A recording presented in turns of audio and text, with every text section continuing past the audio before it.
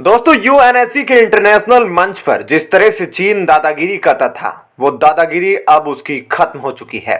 आपको बता दें कि चीन छोटे छोटे देशों को तबाह करने के लिए जाना जाता है। हाल ही में आपने देखा होगा श्रीलंका का हालत, और अभी आप पाकिस्तान की हालत देख रहे हैं। दोस्तों की कितनी बदतर स्थिति हो चुकी है पाकिस्तान की, और इसके पीछे चीन का इन्वेस्टमेंट है। लेकिन यह सब चीन इसलिए करता है क्योंकि चीन के पास वीटो है, और वह छोटे छोटे देशों को अपने जाल में इस वीटो की वजह से ही फंसाता है। लेकिन अभी यूएनएससी में उसकी दादागिरी खत्म हुई है, और जो चीन भारत को आंख दिखाता था यूएनएससी में, भारत परमानेंट मेंबर नहीं है, लेकिन भारत की तरफ से रूस हमेशा यूएनएससी में साथ देता आया है। भारत जो कहता है वह रूस भारत के लिए करता है, क्योंकि रूस भी मानता है कि भारत उसका सच्चा दोस्त है। दोस्तों, आपने देखा होगा रूस यूक्रेन युद्ध में भारत ही एक ऐसा एकमात्र देश था जिसने रूस की आर्थिक स्थिति को डूबने नहीं दिया, और रूस से भारत ने तेल और कई बड़ी बड़ी ऐसी चीजें शेयर की थी जिससे रूस की आर्थिक स्थिति बनी रहे, और भारत ने उसे पैसे भी दिए थे। तो इन सब के बीच रूस ने 5 देशों को मना लिया है भारत को वीटो दिलाने में, और यूएनएससी में कैसे चीन की दादागिरी खत्म हुई, ये तमाम चीजें अब आपको डिटेल में बताते हैं। दोस्तों, इस वक्त भारत एक ऐसी स्थिति में खड़ा है जब यूएनएससी में वीटो दिलाने के लिए दुनिया के कई देश भारत का समर्थन कर रहे हैं, लेकिन हर बार चीन की वजह से ही भारत वीटो से कुछ कदम दूर रह जाता है। भारत आज तक 8 बार यूएनएससी का स्थायी सदस्य बन चुका है, लेकिन इस बार 5 शक्तिशाली देश भारत को वीटो पावर दिलाने के लिए एक साथ हो गए हैं। इन 5 महाशक्तियों ने भारत को P5 कंट्रीज में शामिल करने का खुला समर्थन कर दिया है। प्रधानमंत्री मोदी के सफल प्रयासों का परिणाम अब भारत को मिलने वाला है, जब भारत के पास भी वीटो पावर होगी। दोस्तों, ब्रिटेन की बात करें तो यूएनएससी में भारत को वीटो दिलाने के लिए ब्रिटेन पूरी तरह से समर्थन करता है, और जब से ऋषि सुनक ने ब्रिटेन की कमान संभाली है, तब से उन्होंने कई ऐसे फैसले लिए हैं जो कि भारत के विकास को लेकर काफी महत्वपूर्ण हैं। इसके साथ ही अगर फ्रांस की बात की जाए तो उसने शुरुआत से ही भारत का समर्थन किया है। फ्रांस ने न सिर्फ भारत को वीटो दिलाने के लिए बल्कि पीओके को लेकर भी पाकिस्तान के विरोध में जाकर भारत को सही ठहराया है, और फ्रांस भारत के साथ इस बात पर भी खुलेआम हामी भरता है कि यूएनएससी में रिफॉर्म की जरूरत है और वहां पर बदलाव होना चाहिए। ऐसे में फ्रांस चाहता है कि भारत को वीटो पावर मिले, क्योंकि फ्रांस को लगता है कि भारत आने वाले समय में ऐसा देश बन जाएगा जो चीन को भी पीछे छोड़ देगा। भारत का जिगरी दोस्त रूस भी भारत के साथ खड़ा है, और रूस ने भारत का साथ तब तक दिया था जब दुनिया की महान शक्तियां भारत के विरोध में थी, पर अभी भी रूस भारत को सैन्य हथियार मुहैया करवा रहा है। भारत और रूस की दोस्ती काफी पुरानी है, और आज तक ये दोनों देश हर मुश्किल वक्त में एक दूसरे के साथ खड़े रहते हैं। हालांकि भारत ने सीधे तौर पर युद्ध के दौरान रूस की मदद ना की हो, लेकिन आर्थिक रूप से भारत पूरी तरह से रूस की मदद करता दिखा है, और रूस ने भी यूएनएससी में कई बार भारत के समर्थन में वीटो पावर का इस्तेमाल किया। और दुनिया के सबसे शक्तिशाली देश अमेरिका की बात की जाए तो भारत उस पर भरोसा नहीं कर सकता, क्योंकि जिस तरह भारत उभर रहा है, ऐसे में अमेरिका को डर है कि बहुत जल्द भारत उसकी जगह ना ले ले। लेकिन जब भी भारत का नाम वीटो के लिए आया है तो अमेरिका ने उसका समर्थन किया है, और इसी कड़ी में यूएई, जो कि एक मुस्लिम देश है, उसने भी यूएनएससी में भारत का सपोर्ट करके पूरी दुनिया को चौंका दिया है। ऐसे में इन सभी देशों के समर्थन से ऐसा लग रहा है कि अगली बार भारत यूएनएससी की परमानेंट मेंबरशिप को जरूर हासिल करेगा। तो दोस्तों, ऐसे में इस खबर के बारे में आपकी क्या राय है, कमेंट सेक्शन में जरूर बताएं।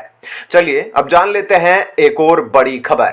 दोस्तों, हाल ही में भारत की मदद के लिए रूस ने ऐसा कुछ किया है जिसने पूरी दुनिया को हिलाकर रख दिया है। दोस्तों, आपको यह जानकर हैरानी होगी कि रूस ने अपने S-500 एयर डिफेंस सिस्टम और भारत को लेकर एक काफी बड़ा बयान दे दिया है। ऐसे में आप सोच रहे होंगे कि रूस ने ऐसा क्या ऐलान किया है, और अब वह भारत की मदद के लिए क्या करने वाला है। तो ऐसे में हम इन सभी बातों के बारे में आपको इस वीडियो में विस्तार से बताने वाले हैं। तो चलिए देखते हैं इसके बारे में। दोस्तों, यूक्रेन युद्ध में जमीनी स्थिति चाहे कुछ भी हो, लेकिन इस बात से इनकार नहीं किया जा सकता कि रूसी डिफेंस इंडस्ट्री ने पूरी दुनिया को प्रभावित किया, क्योंकि इतने प्रतिबंध और आर्थिक अस्थिरता के बावजूद रूसी सेना को ज्यादा कमी नहीं हुई है और आज भी रूसी सेना यूक्रेन से युद्ध लड़ रही है। इसके बावजूद सिर्फ एक साल पहले प्रोडक्शन फेज में एंटर करने वाले S-500 एयर डिफेंस सिस्टम की डिलीवरी अब रूसी सेना को मिलना शुरू हो चुकी है। यानी कि रशियन डिफेंस इंडस्ट्री ने तमाम चुनौतियों के बावजूद इतने एडवांस एयर डिफेंस सिस्टम की डिलीवरी अपनी सेना को करना शुरू कर दी और अब रूस ने S-500 एयर डिफेंस सिस्टम को लेकर एक काफी बड़ा बयान दिया है कि वह भारत को इसके प्रति कस्टमर के रूप में देखता है। यानी रूस चाहता है कि भारत विश्व के उन कुछ पहले देशों में से एक बने जिन्हें रूस अपने विश्व स्तरीय S-500 anti aircraft defence system supply करेगा। साथ ही जब रूस के डेप्यूटी प्राइम मिनिस्टर 2021 में भारत दौरे पर आए थे तब भी उन्होंने यह बात कही थी। वह भारत को अपना S-500 air defence system supply करना चाहते हैं जो कि भारतीय S-400 के साथ मिलकर काफी अच्छी तरीके से काम कर सकता है और भारत की हवाई सुरक्षा को काफी ज्यादा बढ़ा सकता है। दरअसल इसी साल भारत को अपने सभी 500 S-400 एयर डिफेंस सिस्टम के रेजिमेंट मिल जाएंगे, लेकिन अगर युद्ध की वजह से कुछ देरी होती है तो भी साल 2024 तक भारत को अपने सभी S-400 मिल जाएंगे और भारत इन्हें काफी तेजी से ऑपरेशनल भी कर सकता है। ऐसे में अगर भारत S-500 की तरफ आगे बढ़ता है तो यह भारत की हवाई सुरक्षा को काफी ज्यादा बढ़ा सकता है।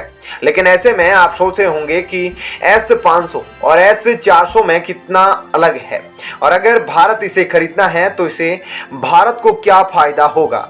तो आपको बता दें कि S-500 S-400 के मुकाबले काफी ज्यादा एडवांस है, ना कि सिर्फ इसकी रेंज के मामले में बल्कि ट्रैकिंग कैपेबिलिटी के मामले में S-500 का कोई जवाब नहीं है, क्योंकि इसके अंदर एक बिल्कुल नई मिसाइल का इस्तेमाल किया गया है जो कि टैंक, बैलिस्टिक मिसाइल और दूसरे बड़े टारगेट को 600 किलोमीटर दूर तक तबाह कर सकता है। साथ ही इसने टेस्ट के दौरान 100% सटीकता के दौरान 486 किलोमीटर दूरी पर मौजूद एक टारगेट को तबाह किया था। इसके अलावा यह सिस्टम 5वीं पीढ़ी के फाइटर विमानों को भी तबाह करने के मामले में S-400 से काफी ज्यादा ताकतवर है। यानी कि चाइना के J-20 फाइटर जेट भी इसके आगे कुछ नहीं है। साथ ही S-500 की ट्रैकिंग कैपेबिलिटी S-400 से काफी सुपीरियर है, जिसका मतलब यह है कि यह सिस्टम एक बार में 20 बैलिस्टिक मिसाइलों को ट्रैक कर सकता है और उनमें से 10 को रिपीट एंगेज मोड में तबाह करने की क्षमता रखता है। यानी कि S-500 S-400 के मुकाबले काफी शक्तिशाली है और इसमें लगे मिसाइल भी पहले के मुकाबले काफी ज्यादा अत्याधुनिक है। साथ ही रूस के अनुसार भारत इन दोनों को एक साथ ही इंटीग्रेट और ऑपरेट कर सकता है, लेकिन यह संभव नहीं है कि S-500 की मिसाइल को S-400 में लगाया जाए। यानी अगर भारत को इस सिस्टम को ऑपरेट करना है तो उसे S-500 को ही खरीदना पड़ेगा।